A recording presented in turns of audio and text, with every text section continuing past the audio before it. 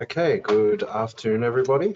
For those of you that joined us on the Asian Equities Update webinar, welcome back. For those that didn't or couldn't make our other one at midday this afternoon Sydney time, you received an email with the recording anyhow, so please feel free to reach out.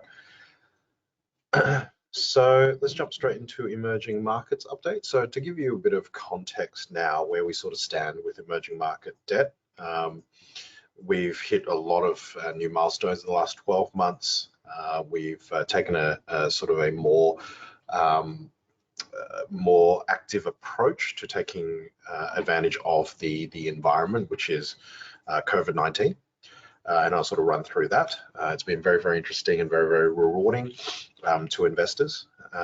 And over the last 12 months, to also provide everyone with a bit of context, news just came out this morning and stated that there's been $7 billion in new fresh flows year to date from offshore funds into Chinese bonds this year. And the thirst for yield has never been stronger. Especially even locally here in Australia, our reserve rate's down to 0.1, and as I understand it, for our friends over the ditch in New Zealand, your reserve bank is looking and considering negative rates, and obviously what that might entail for investors going forward. So let's jump right into it. Standard disclaimer.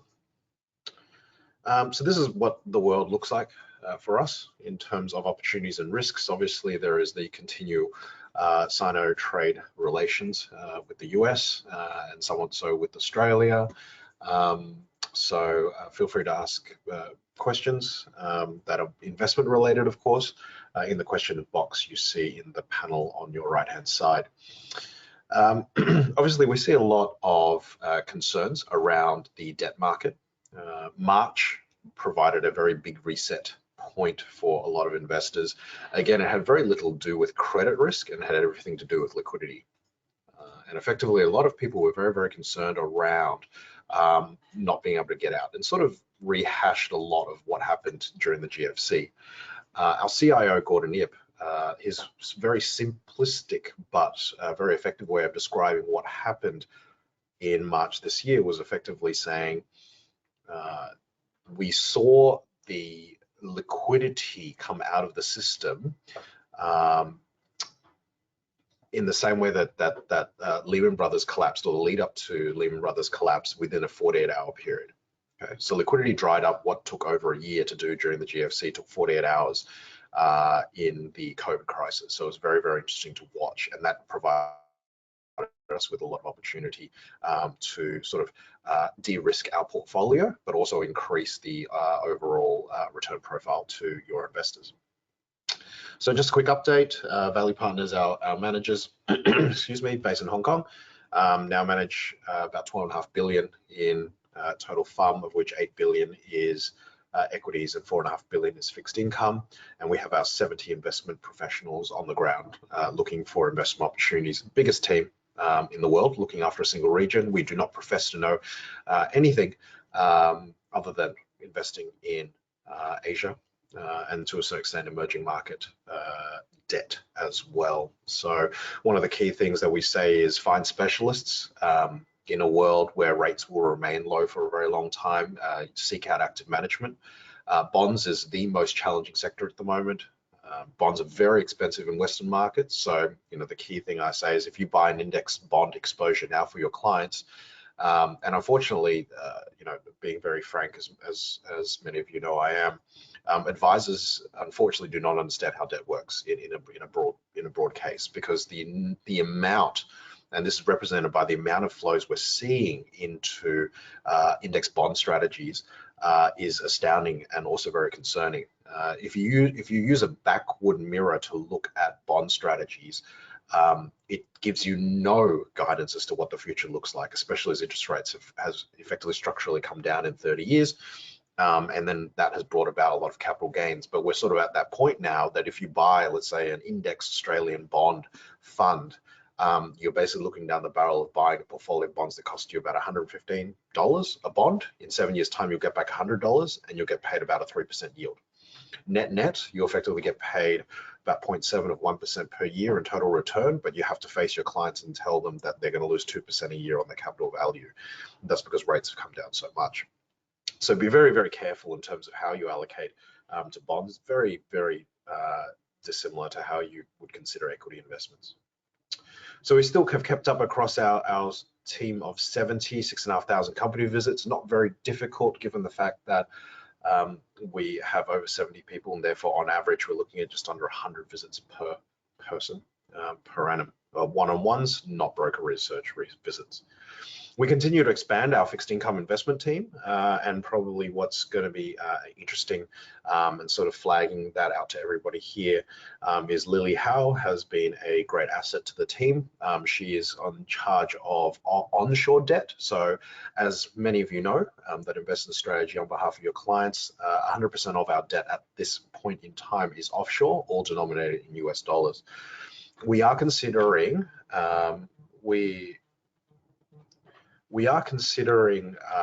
utilizing a small portion of our portfolio going forward onto onshore debt because there's sometimes an arbitrage opportunity. So a corporate may issue debt onshore as well as offshore, and there's an arbitrage opportunity that we may take part in, and that will add some value to you, but it definitely won't be sort of more than around 5% of the whole portfolio. Something that we're very, very comfortable with. We also have Alvin So, as you can see on the screen there. That's legal counsel. One of the most obviously important things around debt structuring is the ability to understand exactly what legal levers one has as an investor or as a business in terms of levels of recourse, how do you actually get your money back, what happens if you miss coupon payments, ramifications of that as well. So Alvin has also been a very invaluable resource. So our team has grown now to a total of 11, very, very strong covering the ground there. So sort of recapping of what we're trying to achieve for your investors in this portfolio. Primarily, we are invested in high yield. Leading up to March 2020, it was effectively 100% high yield, but that's changed, which I'm going to go into a bit of detail because it is very important for everyone to understand why we've sort of changed tact, and sort of again represents how active we are in terms of portfolio and basically trying to find the best value for you. The strategy is around $50 million. It's been growing quite steadily because many advisors have sort of seen the light with our strategy and sort of over many years looked at it, considered it, and finally have pulled the trigger, which is great to see. And our family still maintains our $5 million investment in the strategy. So it's done very, very well for all involved. So high yield is the predominantly what we're trying to do. We have some investment grade, which is what's increased in the last year due to COVID. And then we run special situation over the top of that, no more than 67% of the portfolio at any given time. I will give you two examples, one that's already completed, one that's actually live and hasn't been actually completed to final value yet. So I did get compliance clearance 2 days ago to actually talk about that. It was quite a bit of a battle, as you can probably understand, but I did get it across the line, so I can share actually a live thing that we're doing right now. And then what we then overlay that is we have active hedging. So given the fact that our entire portfolio is US dollar denominated, we can actually use the hedging between Aussie and US dollar to reduce the overall volatility of the fund for your investors. That's why you would see year in, year out, we've kept the vol of the fund under 600 basis points, which is fantastic given, you know, ultimately the market that we're invested in can be volatile at certain points in the cycle. So sort of to give you an idea of how that hedging has worked out for us, in March when Gordon sort of saw, you know, a very, very significant risk off event happening, in a very objective way, he said, okay, Aussie is very much a risk on strategy, risk on currency. If everyone's, you know, happy, markets are buoyant, not much global macro happening, and, you know, especially China keeps taking in our resources, Aussie dollar remains reasonably buoyant. But in a, you know, Delta 1 event like we saw with COVID-19, and as the Aussie dollar started to sink, Gordon basically took off all the hedges at sort of close to 70 cents and rode it all the way down to 55. So basically, in March, while the mark-to-market value of our portfolio went down 15%, which is in line with the rest of high yield, we managed to shield effectively half of that with being 100% unhedged, which meant that in March, our portfolio only dropped 7%, a fantastic outcome, and we outperformed many even half investment grade, half high yield funds in our universe available in Australia. So we're very, very proud of what we've achieved for you and for ourselves, of course, during that period. Then from March, Gordon saw that, ultimately this is a very, very low point, and on an average entry price of around 59 cents, he hedged the portfolio back into Australian dollars to about 60–70% and rode that all the way back up to 70 cents, again reversing the impact of currency on the portfolio. So therefore, that's why you've seen such a steady appreciation of the overall fund. So we don't put our finger in the air, of course, and just randomly pick bonds to add into our portfolio. We do underlying credit research. That is our key component. The way that we add value is that we ignore what everyone else does. We do not care about what external research houses say. It is completely irrelevant. It means that our universe is larger than your average bond fund. It also means that we are willing to do the work. Therefore, it is a very, very high cost in labor intensive exercise. And when the team adds a particular bond into the portfolio, it sits into 3 buckets. As you can see here on the slide here, it either sits in the capital appreciation, income book, or tactical trading. Okay, so tactical trading is usually our sort of special situation book. Income book is something that's going to stock standard pay us a great income, and capital appreciation is buying some value names. So bonds are trading less than $100. We're going to make good capital gains on top of that, as well as the income that they're paying. And you can see that when we rank every single bond, you can see that from here, based on fundamental score, risk reward score, and liquidity momentum, depending on what we actually want to achieve and how we want to win in that bond, will then determine the weight of each of those scores. We will never invest in anything under 4, and ultimately this is our sort of credit scoring table to give us as much both objectivity and subjectivity in the sense of an analyst or a fund manager picking the bond. So if I sort of look at this particular example, this is a property company here. The fundamental score is made up of 80% of data that feeds through from Bloomberg, and then 20% is the analyst or fund manager that's sponsoring it, and their view on the quality of senior management and how high the conviction level is investing in that particular bond. So depending on how that works out, it has that particular weight and ends up spitting out this score.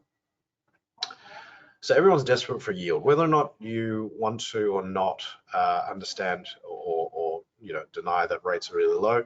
Clients are in desperate need for income, and the level of income that's produced from traditional instruments literally cannot cut it now.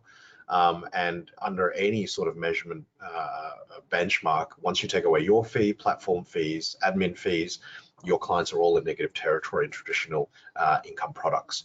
So your choice is either you're going to double down on equities and go equity income. You're going to go for alternatives, which we've seen during COVID-19. It was alternative funds have basically underperformed everything. Very, very disappointing. Some groups that we're working with have completely removed alternatives from model portfolios as well, solely because you just couldn't explain what had happened to that point of the market with your clients. So if you consider how desperate people are for yield, effectively what you see here is that less than 5% of the world is paying 5%, okay, or more in terms of yield. And if you sort of look through the sort of mustard color here all the way to green, this is under 2%. So 80% of the debt available in the world is paying less, this is corporate and government put together, is paying less than 2% yield, okay? Then if we could take a comparison between investment grade US investment grade and Asian investment grade, what you see here is that there is still a spread of around 53 basis points. So investing in the same equivalent investment grade debt in Asia, so just as the JP Morgan Asia Credit Index, it's basically come from this top point in March when everyone was desperate to get out. It's retraced the spread about 60% of the way, and then it's still getting a 53 basis point premium against the equivalent IG US corporate debt. If we then look at high yield, a much wider story here, you're getting about 141 basis point premium there. So this is across the broader market. And it's retraced 2/3 of the spread blowout that we saw in March. All funds up until now, obviously since about May through to July, depending on the type of strategy you're in, all these sell spreads have been brought back into normalized conditions. We participated in that as well. We increased our sell spread solely to protect investors. We did that. We removed or reduced back the sell spread on the 1st of July. And investors and advisors were very, very supportive of that move, solely to protect your clients' interests. In terms of where we sit with performance at the moment, the figures on the left-hand side, we managed to get clearance as of this morning to release our November figures, so literally a couple of days old. We're tracking at about 5-ish% for 6 months and around the same for 1 year. So take into account that one blip that we saw in March of negative 7%, and the funds retraced all that back plus more over this period. So sort of if you look at your 1 year chart, you're still up sort of 5-ish%. Annualized volatility, even inclusive of COVID, we've kept it again, still very, very strongly below 600 basis points, and total annualized return is around 9.5% net of fees. And that's inclusive of the fact that from memory 3 years ago, we consolidated our fee on this strategy as well, removing performance fees. Now, what is more important that I want to sort of talk through now is the way of the portfolio makeup. So for those of you that have been following the strategy for at least 5 years, you would have always noted that our cash yield sort of sat around 7.5% to 8%, okay? And that's come down. That's in line. There's sort of two factors. One is market rates have come down, obviously, and that's just every fixed income fund across the world, even in mortgage fund land, that's still the same situation. Rates have come down.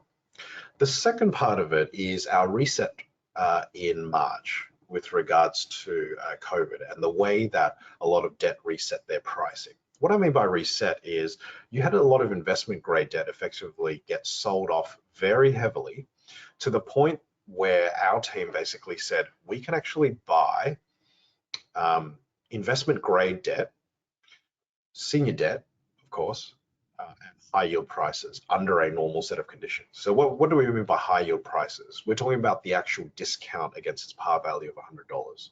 Okay, so remember, what we're trying to achieve is we're trying to say we're going to get you 6% distributable yield per year, plus a little bit of capital gains. And the capital gains is achieved by buying bonds at less than $100 in value. So this is where the yield to maturity comes into play. The cash yield is defined by all the bonds in our portfolio, assuming they're all at $100 par. What's the yield you get? So assuming everything is trading at $100, you'll get 6.82%. Okay? This is pre-fee though. Okay, so to be very upfront. Okay, so this is pre-fee. The yield to maturity represents the cash yield plus or minus the amount of capital gains you'll get depending on where your portfolio is trading in terms of market value. Then we've got our average time to maturity, which is about 3.6 years.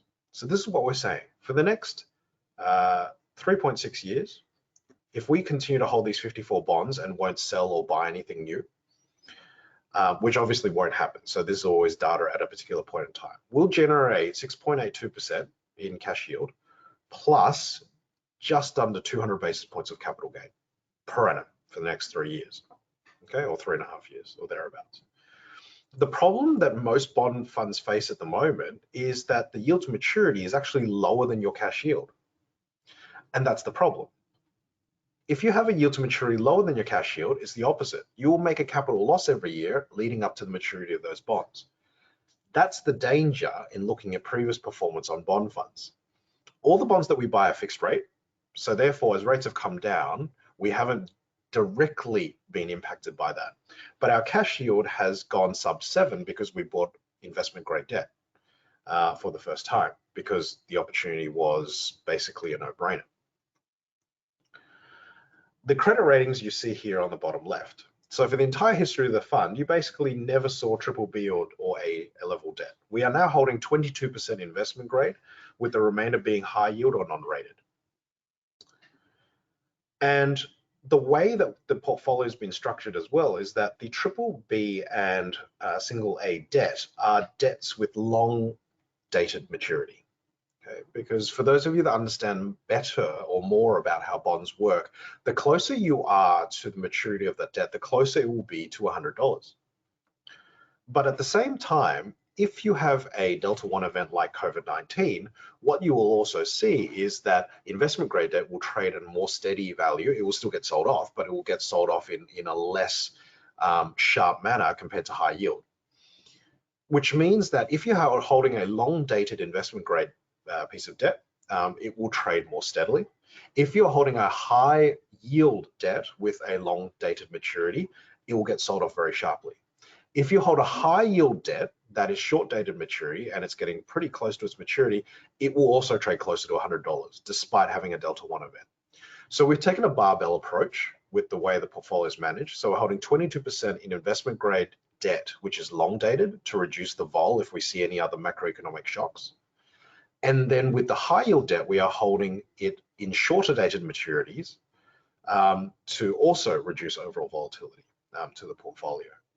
Our real estate exposure has fallen below 50% as well. That's to accommodate the investment grade debt, not because we don't like property anymore. And for those of you, again, who have followed the strategy for a while, we are very, very happy to be invested in the property sector solely because of the fact that it has the best realizable value. It has third-party independent valuations on land and property. And third of all, it gives us a much better idea of cash flows and realizable value compared to many other industrial companies. And at the same time, because of the same first in, first out type scenario with China, with regards to COVID-19, our exposure is 75% in that space as well. So this sort of also solidifies the reason why we are very happy and continually positive on being in property developer bonds. Since May, what you've seen is that every month there has been more sales of property compared to its same comparable period in the previous year. Okay, every month it's registered better sales figures. Okay, so therefore, at the end of the day, what our biggest concern is the cash flow of developers. And if the cash flow is strong vis-a-vis selling property, we are very, very comfortable in continually holding property bonds. And ultimately, property also remains a key driver as to why the Chinese government wants to support it. And what you don't see in China compared to other Western countries, including Australia, is that wage growth is actually, in most cities, higher than property price growth. One of the biggest issues that we have is if you have wage growth that is growing slower than property prices, property becomes more and more unaffordable. And that's causing big concerns to a lot of people across the world. But from an investment perspective, we're still more than happy to invest in Australian property, US property, so on and so forth. And then, if that's the case, investing in Chinese property developer names in a market where wage growth is growing faster than property, therefore creating more affordability and therefore re-represented in very strong property sales that you see on the chart here, it's not concerned. It's not a concern of ours. Then let's talk about distribution updates. So you would have noted, for those of you invested at least since the fourth quarter of 2020, you would have received a 6% distribution, or your clients would have received a 6% distribution.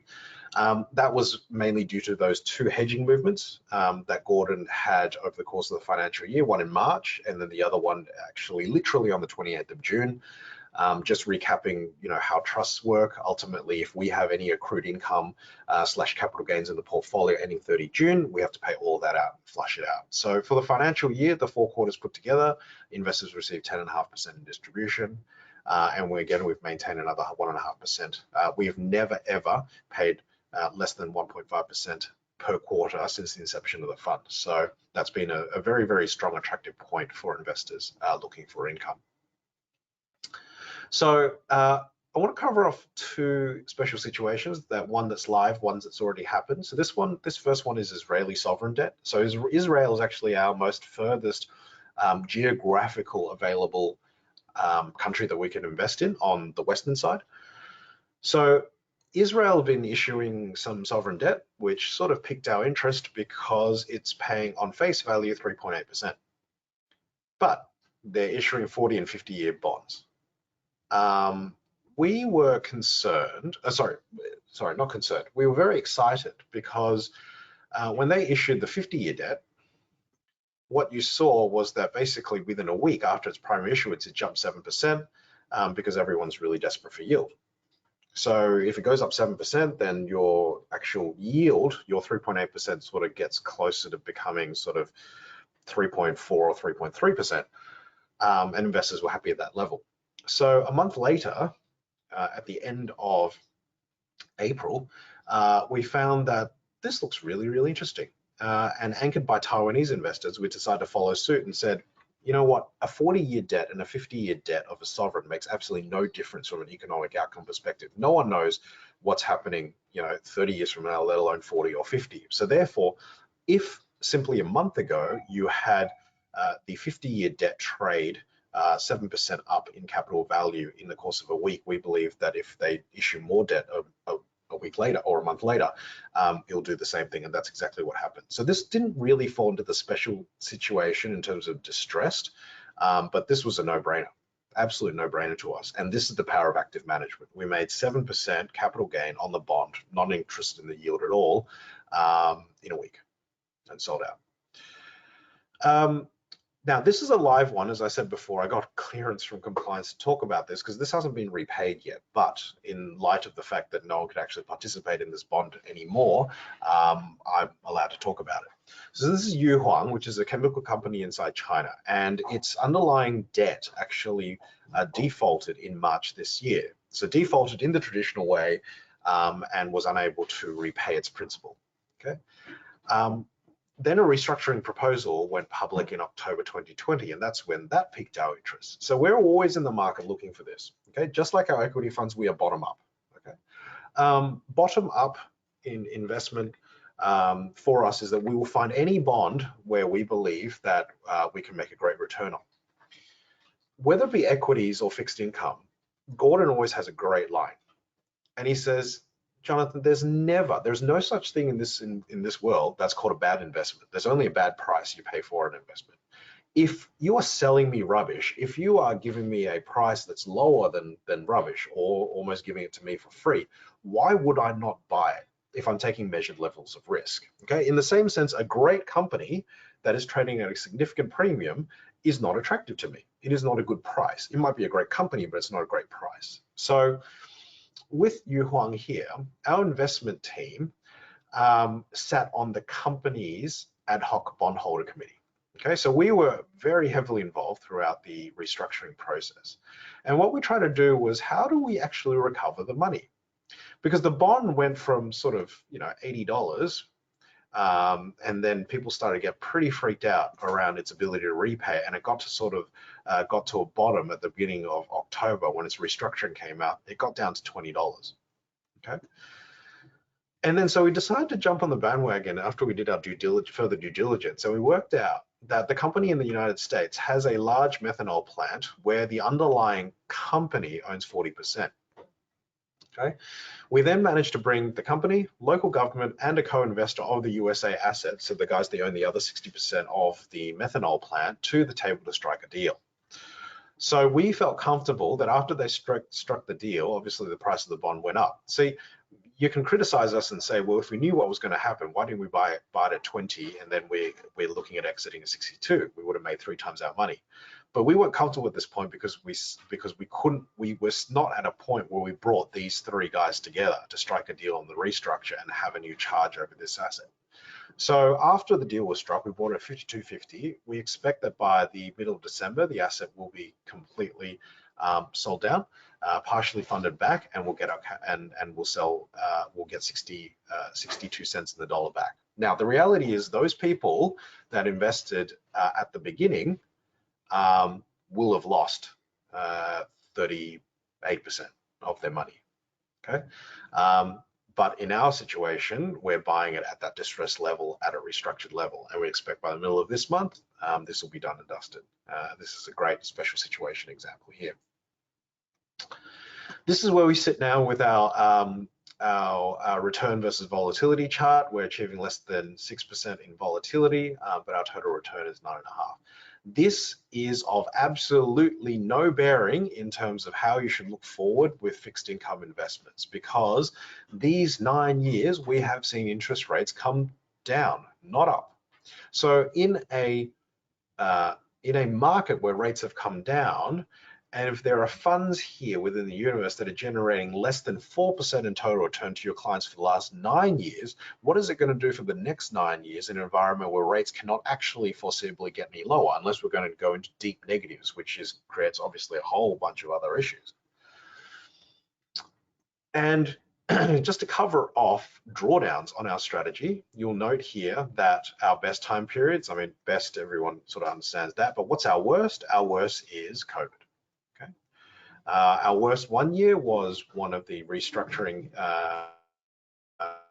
sorry, not restructuring, but one of the onshore, offshore debt issues that we had in the market during this period here.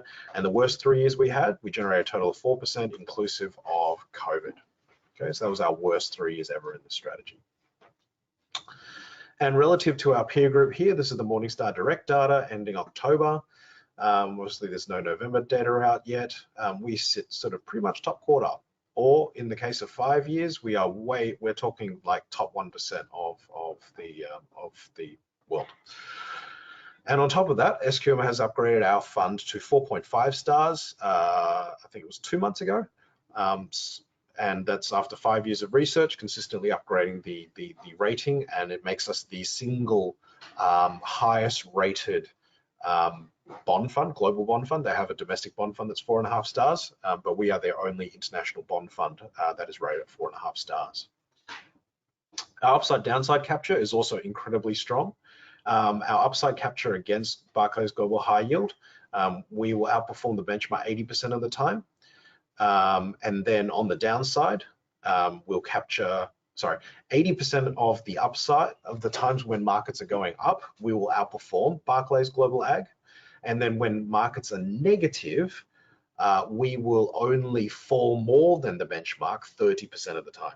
Okay, so that's an upside downside capture, which is incredibly strong. And this is, we're edging sort of closer to 10 years. We're now at about 9.5 years track on this strategy. So the outlook for Asian bonds, the last 2 charts here. The market is getting very, very big. There is a lot of foreign interest. And Asian credit is now worth more than $1 trillion, comparable with the size of the US high yield market. Post the Asian financial crisis, Asian countries and capital markets have further developed very strongly, and therefore that's why the bond market has opened up. Now, the reality is that if you want to invest in Asian bonds, 60% of the market is actually China, Hong Kong, Macau. So it's not a matter of whether or not you want to avoid it. It is the part of the market that takes up the lion's share. And since April 2019, Bloomberg's Barclays Global Ag added China onshore bonds. Okay. And that's going to be very, very interesting. And that's why we're also very interested in onshore bonds going forward, to sort of see if there's any dynamics for us to arbitrage as well. And Asian yields compared to developed market yields, as shown by the 2 spread charts I showed earlier, continues to be a very attractive entry point to the fund. You'll get a copy of these slides after this, as well as the recording if you want to share with your colleagues. There's one question here that says, is the fund overexposed to property in China? I think I've already answered that question. No, solely because of the fact that historically we've been 60% allocated to Asian property. We're now sort of 43%, so therefore we're not. If you look at the whole the Greater China bond market. In actual fact, about 65% of that market is actually property. So it is an area that you're just not looking towards. And as I said, this whole constant battle that people have psychologically, in our opinion, that's saying that Chinese property is a basket case. We just don't understand why. As I said before, Australian property is a basket case because people are finding it more and more difficult to afford property. That's not the case in China. And this whole thing about showing different cities and then showing empty apartment blocks, yeah, that they are true. We've never denied that. That's why you need active management to find those that are. You can go to Western Sydney, for example, and find plenty of apartment blocks that can't be sold. South Brisbane is another great example. That doesn't mean the whole market is completely completely fake, or that the market's going to blow up. So active management, whether it be equities or bonds in this current environment, is critical to the success of building your client portfolios. And with that, I'm happy to take any other questions. We're sort of 6 minutes over. I promised everyone I won't be too long-winded. Is there any other questions?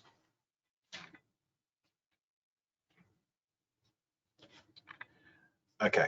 If that's the case, I wish everyone a wonderful festive season.